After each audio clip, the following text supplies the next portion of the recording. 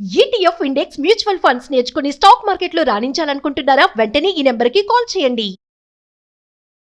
నమస్తే అమ్మా. నమస్తే అమ్మా. మాకు ఇన్ జనరల్ గా తెలిసిన జూలై 10th గురు పూర్ణిమ వేరు, ఆషాఢ పూర్ణిమ వేరు. మీరు సెలబ్రేట్ చేసుకునే గురు పూర్ణిమలు వేరు, చాలా చాలా వేరు. సో ఆ వ్యత్యాసం తెలియాలి మాకు. ఈ రోజు అసలు మేము ఏం చేయాలో తెలియాలి. గురు పూర్ణిమ అంటే గురువుని పూజించుకోవాల్సినటువంటి రోజు. ఎందుకు అంటే కలియుగానికి అంతా కూడా గురుస్థానంలో ఉన్నటువంటి వాడు వ్యాస మహర్షి. ఈ రోజు ఆయన పుట్టినరోజా? కాదు, మరి చాలామంది అలాగే అనుకుంటారు. ఆయన పేరు కృష్ణద్వైపాయనుడు. ఆయనని వ్యాసపీఠం మీద కూర్చోబెట్టిన రోజు. ఓకే. వ్యాసుడు లేక వ్యాసపీఠము అనేది ఒక మన ఈ రోజుల్లో చెప్తామే ప్రొఫెసర్, ప్రెసిడెంట్, ప్రైమ్ మినిస్టర్, అదొక పదవి. ఆ పదవికి పట్టం కట్టినటువంటి రోజు కృష్ణద్వైపాయనుడికి. ఆ పదవి పేరు వ్యాసుడు. వ్యాసుడు అంటే వ్యాసీకరించిన వాడు అని అర్థం. వ్యాసీకరించటం అంటే అనలైజ్ చేసి సిస్టమటైజ్ చేసి ఇవ్వడం వ్యాసీకరణం. ఎనాలిసిస్ అంటే వేదాలన్నీ రాసులు రాసులుగా ఉంటాయి.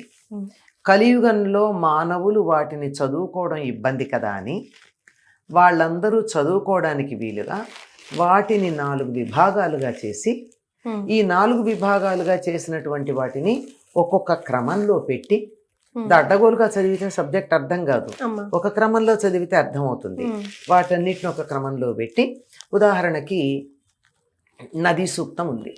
నదికి సంబంధించినటువంటి రుక్కులని దర్శించినటువంటి ఋషులు చాలా మంది ఉన్నారు కనుక వాటన్నిటిని ఒక చోట పెట్టి, అలా అగ్ని సూక్తాలు ఒక చోట చేర్చి, సుపర్ణ సూక్తం ఒక చోట చేర్చి, రుద్ర సూక్తం అన్ని ఒక చోట చేర్చి, ఇట్లా వీటన్నిటిని చాలా జాగ్రత్తగా పాడుకోవడానికి అనువుగా ఉన్నవన్నీ సామము, సామవేదము,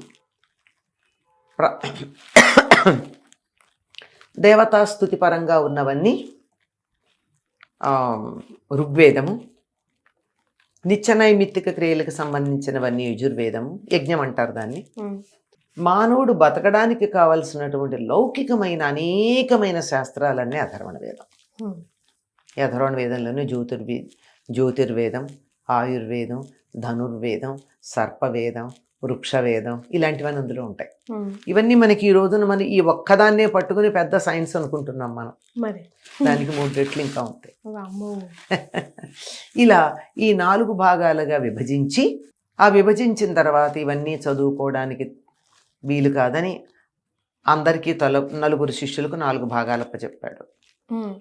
పైలుడు, వైశంపాయనుడు, సుమంతుడు, జైమిని, నలుగురికి 4 వేదాలప్ప చెప్పి మీరు లోకంలో వీటిని వ్యాప్తి చెయ్యండి అని చెప్పాడు. సరే, వాళ్ళు వాళ్ళ శిష్యులకు చెప్తూ మధ్యలో అందులో మళ్ళీ భాగాలు చేస్తున్నారు. అరే నువ్వు ఈ పార్టీ చెప్పరా, నువ్వు ఈ పార్టీ చెప్పరా అని. ఎందుకంటే రాను రాను మేధా సంపద తగ్గింది కదా, అందువల్ల. అయినా అర్థం చేసుకోలేని వాళ్ళు ఎవరైనా ఉంటే వాళ్ళ కోసం వేదంలో ఉన్నటువంటి వాటినే పురాణాలుగా చెప్పాడు. కథలు తీసుకుని నిరూపించుకుంటూ, ఇదిగో ఈ సత్యం ఇలా నిరూపించబడింది సుమా అని చెప్తూ, ఆ విధంగా 18 పురాణాలు, మహాపురాణమైనటువంటి మహాభాగవతం, తన సమకాలిక చరిత్ర ఇక్ష్వాకు పొరపాటు, తన సమకాలిక చరిత్ర కురుపాండవ చరిత్రని జయమన్న పేరుతో చెప్తారు. మనం దాన్ని మహాభారతం అంటాం. ఇలాంటివన్నీ చెప్పి వీటిలో ఉన్న సారం అంతా కలిపి బ్రహ్మసూత్రాలుగా చేసి ఇంత జ్ఞానాన్ని మనకు అందించినటువంటి వాడు ఎవరంటే వ్యాసుడు. గనక కలియుగాల్లో గురువెవరు? వ్యాసుడే. ఏం చదవాలన్నా మనకి ప్రారంభం ఎక్కడి నుంచి? అక్కడి నుంచే. అందుకే గురు ప్రార్థన చేసేప్పుడు ఏం చేస్తారండి? సదాశివ సమారంభాం వ్యాస శంకర మధ్యమాం అస్మదాచార్య పర్యంతాం వందే గురు పరంపరాం అంటారు. అమ్మో శివుడి పేరు మేము ఎత్తామన్న వాళ్ళు ఏమంటాం? నారాయణ సమారంభాం. అక్కడ కూడా వ్యాసుల వారి పేరు తప్పదు. ఎక్కడున్న వ్యాసుడు. కలియుగంలో అందరికీ కూడా జ్ఞానం కావాలి అంటే ఆయన దగ్గరికి వెడితే తప్ప దొరకదు, వ్యాసుడి దగ్గర తప్ప. నువ్వు ఏది తీసుకో వ్యాస ప్రోక్తం అవుతుంది. అందువల్ల గురుస్థానంలో ఉన్నాడు. ఆ గురుస్థానంలో ఆయన కూర్చోబెట్టి పట్టాభిషేకం చేసినటువంటి రోజు, అంటే ఆ పదవిని ఇచ్చిన రోజు, పట్టాభిషేకం అంటే వేరే కాదు, ఆ పదవిలో కూర్చోబెట్టినటువంటి రోజు గనక దాన్ని వ్యాస పూర్ణిమ అంటారు. కృష్ణద్వైపాయనుడు వ్యాసుడుగా పదవిని స్వీకరించిన రోజు వ్యాస పూర్ణిమ. అందుకని ఈరోజు అందరూ ఇవాళ వ్యాసుడు మనకి లేడు. జ్ఞానం కావాలంటే గురువు దగ్గర నుంచి సముపార్జించుకోవాలి గనక వ్యాసుడుగా భావించి తన గురువుని పూజించేటటువంటి రోజు వ్యాస పూర్ణిమ. కానీ ఎందుకు అమ్మ వారి ఆలయాలు కానీ విగ్రహం కానీ ఎక్కడ లేవు ఎక్కువ శాతం? మనం ఉండాలి కదా. దైవానికి మాత్రమే ఆలయాలు కట్టాం, వీళ్ళందరికీ కట్టాం. ఉచిత మనుషులకి ఉన్నాయి కదమ్మా. మన ఇష్టం కట్టుకుంటున్నాం, అవసరమా? ఆగమ శాస్త్రాల్లో గుళ్ళు కట్టడం కానీ ఆ గుడికో పద్ధతి కానీ ఈ రకంగా ఉండి తీరాలని కానీ ఆగమ శాస్త్రంలో ఏం చెప్పలేదు. ఆగమ శాస్త్రాల్లో వీళ్ళకెవరికి గుడి లేదు. అగ్నికి గుడి ఉందా? వరుణుడికి గుడి ఉందా? వాయువుకి గుడి ఉందా? వీళ్ళెవ్వరికీ గుళ్ళు లేవే. లేవుగా.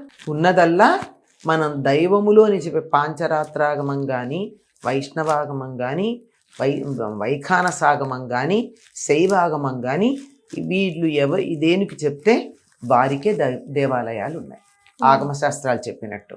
మిగిలినటువంటి వాళ్ళకి లేవు.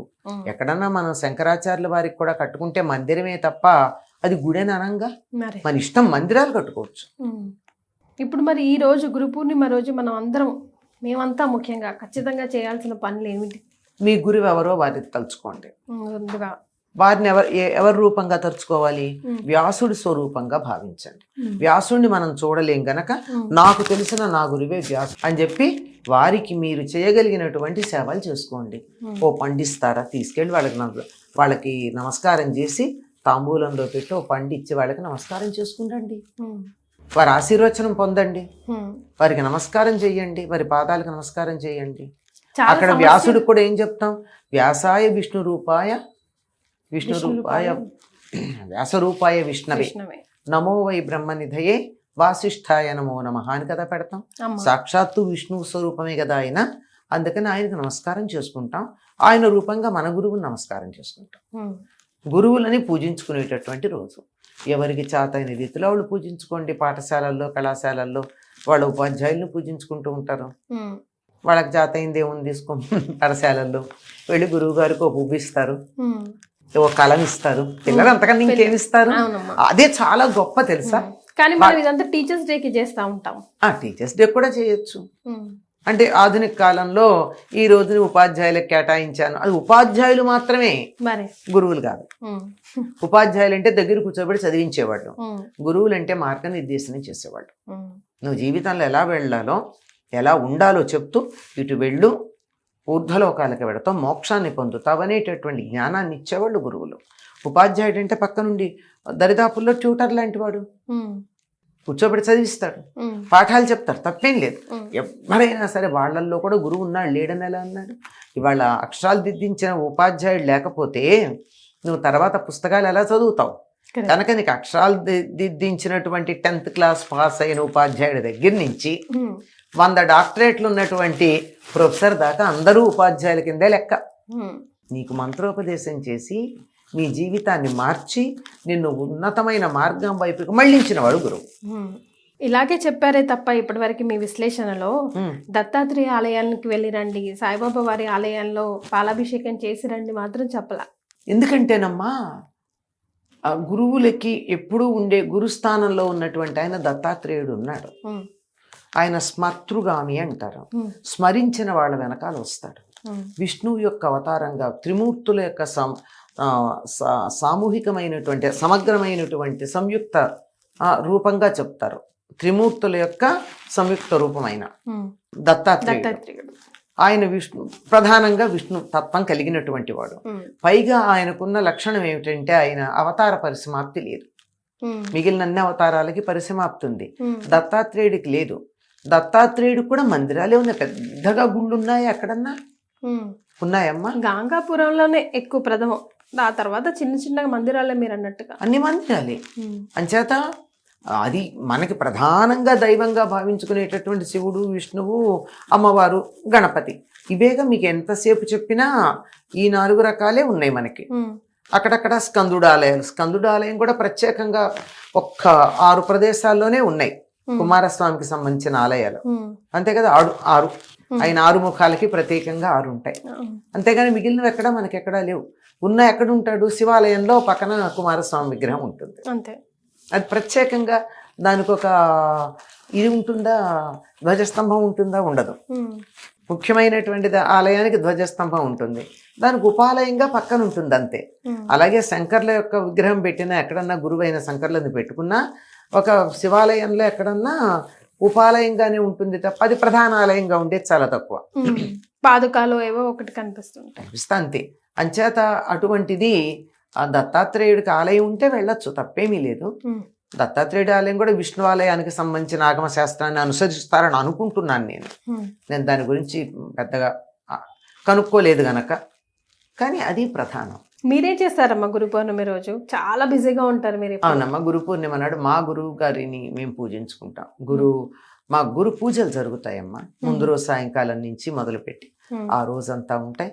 ఒక్కొక్కసారి మర్నాడు కూడా కొనసాగుతాయి. ఆ రోజు గురు పాదుకలను పూజించుకుంటాం. తర్వాత మిగిలిన కార్యక్రమాలన్నీ మామూలుగా వేడుకంటే ఉదయం 6 గంటలకి మాకు మేమందరం చేసే సామూహికమైనటువంటి ప్రార్థన ఉంటుంది, మెడిటేషన్ లాంటిది. అది ఉంటుంది, ఒక అరగంట 40 నిమిషాలు ఉంటుంది.